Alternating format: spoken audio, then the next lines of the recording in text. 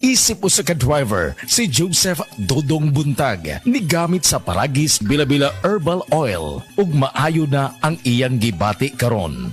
Ako, biyahe-biyahe jud ko. Biyahe ko, mati to tagom. Kada adlaw gyud na. Sa panahon nga ulan, init, masugatan ako. Maminhod akong kalawasan.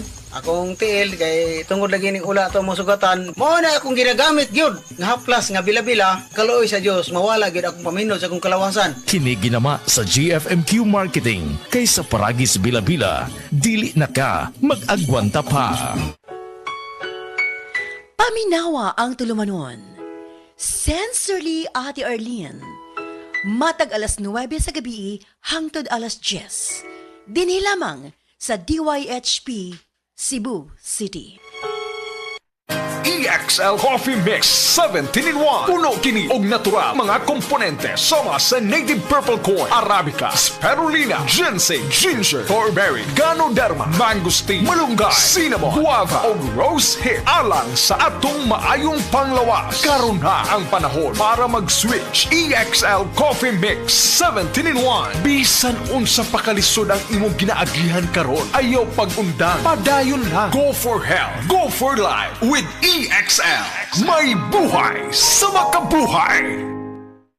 Metro Department Store welcomes back the students and teachers this school opening with our back to school sale, July 19 to 21. Up to 50% off on great selections, plus other exciting deals. MRC members will get an exclusive additional 10% off on selected items. Come to the Metro Department Store back to school sale from July 19 to 21. See posters for complete details. Per DTI Fair Trade Permit number FTEB 197160, series of 2024.